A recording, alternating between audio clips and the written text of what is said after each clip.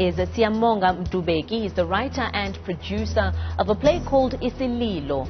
It's around the life esidimeni tragedy where 144 psychiatric patients died when they were moved from the life esidimeni facilities to NGOs that were just not equipped really to take care of the psychiatric patients. Sia, a very good evening to you and thank you for joining us. Thank you so much. Good evening to you too.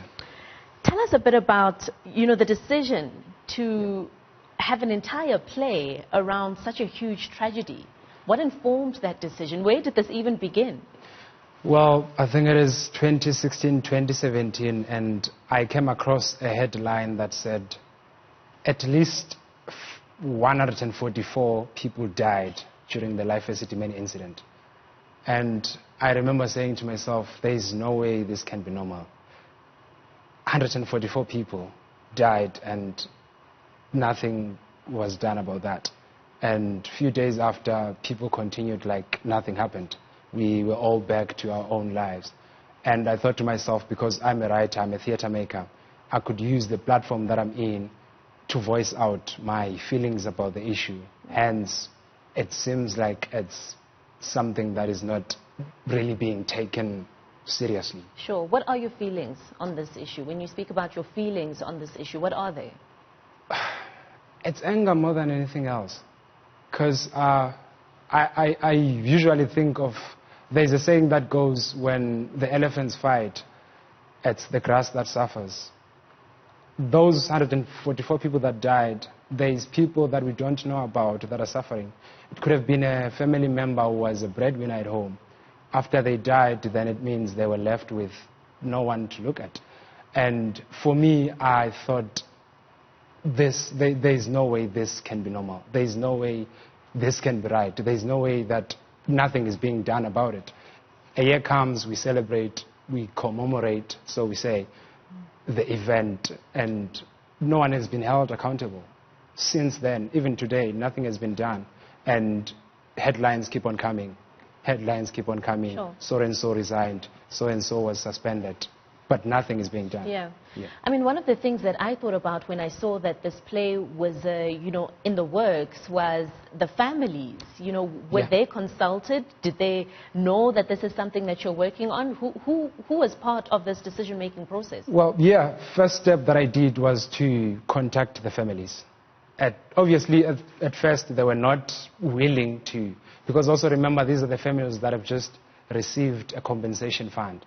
And there were a lot of people that were taking chances. There were a lot of people that wanted to meet them for all the wrong reasons. So I had to provide proof that I'm not there for those reasons. I wanted to tell this story that I wanted to tell. I consulted the families, and upon giving them proof that I'm a theater maker and this is what I do, this is what I want to do with this work, and this is where I want to go with it, that's when a lot of people started to be willing to talk to me. Sure. And I met with the families that lost people. I met with the families that also had survivors. And I met with the journalists that were working on the story during that time. Well, speak to us about some of the details that you came across in those engagements. I mean, when we, were covering the Life Esidimeni Commission of Inquiry, there were so many gruesome details, about the conditions in which the psychiatric patients were living, but also the conditions in which they died, and they were kept in even after death. I've got one image that comes to my mind as you ask that question. There was a place, an NGO, where there was 44 men that were kept in a garage, like a very small garage. And they were just kept there, they were sleeping there, they were denied water because obviously the people that were looking after them, they were afraid that if they give them too much water, they might wet themselves. And they were denied food, so that if, they were given less food so that they don't go to the bathroom a lot. And also to find out that there were patients that were being given wrong medication. You find that someone is suffering from something else, but they are given medication for TB, which led to them dying. So those things that I came across, they were very, very upsetting. Sure. And it was very shocking that we live in such a country. Absolutely. Well, tell us then about Isililo. What exactly is this play about? Well, because the incident that happened at Life Esidimeni, it's such a huge thing, and there were a lot of people that were involved. A lot of people lost their families. So I decided to take a very personal journey. So Isililo is a story of this young boy who's a promising soccer star whose dreams are deferred because he's now he's got to look after his father who's very sick. But this son is very reluctant of taking him to a hospital because, well, he has heard a lot of things about the state of our health institutions. So he's just like skeptical of taking him to an institution until he finally agrees to take him. And when he takes him there and the father goes through these things where he's being given wrong medication, he's being ill-treated, and he finally dies. So we're following that story of a boy and what happens to him after his father died, because that's the only member of the family he had. Yeah. So what happens to that boy after that father died?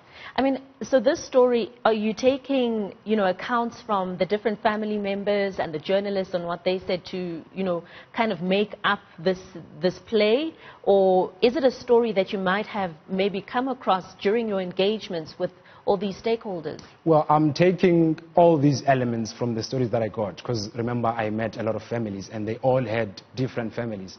And it's such something else to you wonder how are you going to tell this story that involves so many people and also make sure that everyone feels represented. So I had to make sure that I bring in all the elements that I think will help the story that I'm telling.